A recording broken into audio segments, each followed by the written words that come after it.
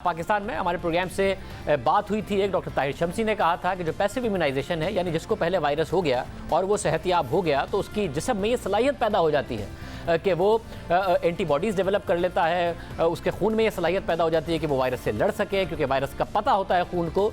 तो ऐसा शख्स जो सेहतयाब हो गया हो, अगर वो उसके खून से प्लाज्मा निकाल कर उन अशखास को लगाया जाए जिनको जो वायरस से मुतासिर हो रहे हैं, तो वो सेहतयाब हो सकते हैं और वेंटिलेटर की स्टेज तक वो नहीं जाएंगे, उनकी तबीयत बहुत ज़्यादा नहीं बिगड़ेगी और ये बड़े पैमाने पर भी काम हो सकता है। हमारे प्रोग्राम के बाद उनसे पंजाब हुकूमत ने रब्ता किया, सिंध हुकूमत ने रब्ता किया, अब इस हवाले से काम हो रहा है।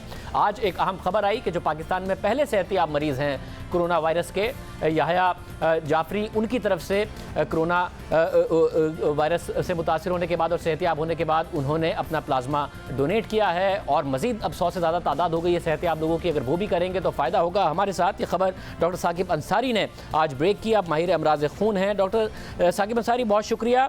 आप समझते हैं अच्छा रिस्पॉन्स आ रहा है लोगों का, एक बस पर डेवलपमेंट हुई जब याह्या जाफरी की तरफ से डोनेट किया गया? जी अल्हम्दुलिल्लाह, बहुत ही पॉजिटिव गेस्चर है इनकी फैमिली का, बच्चे का अपना। और उसने ये कहा कि जी मैं अपने मुल्क कौम के लिए अगर कुछ अच्छा कर सकूं तो करूं।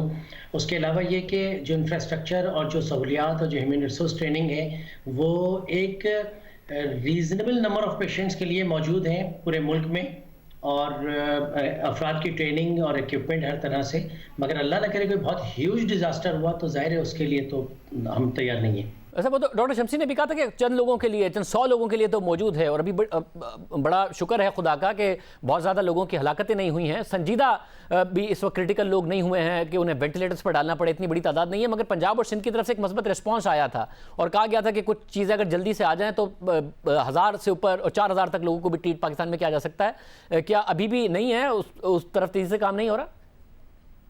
जी नहीं शाहजेब, यहाँ पे मैं एक बहुत इंपॉर्टेंट पॉइंट क्लियर कर दूं, क्योंकि आपका प्रोग्राम पूरे पाकिस्तान और दुनिया भर में बहुत ज़्यादा सुना जाता है। हमें कोई नई टेक्नोलॉजी नहीं चाहिए, हमें कोई नया इक्विपमेंट नहीं चाहिए, हमें कोई नया ह्यूमन रिसोर्स ट्रेनिंग नहीं चाहिए।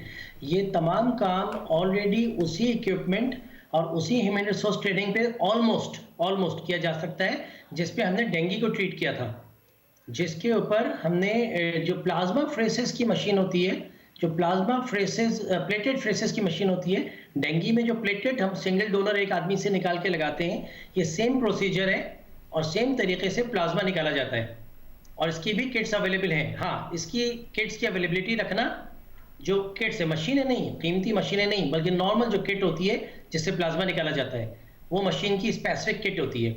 उसकी अवेलेबिलिटी का स्टॉक गवर्नमेंट को, इन इदारों को, इन कंपनीज को कह के इनकी मशीनों का स्टॉक एग्जैक्टली रखना चाहिए कि अल्लाह ना करे अगर कोई बड़ा डिजास्टर हुआ तो ये काम आ सकेंगे। मगर इस वक्त जो सूरत हाल है कि अगर 20, 25, 30 मरीज आईसीयू के सेटअप तक पहुंच रहे हैं तो उसके लिए तो उससे 10 गुना ज़्यादा कैपेसिटी अभी मौजूद है कि इनके लिए प्लाज्मा मैनेज किया जा सकता है पाकिस्तान के अंदर।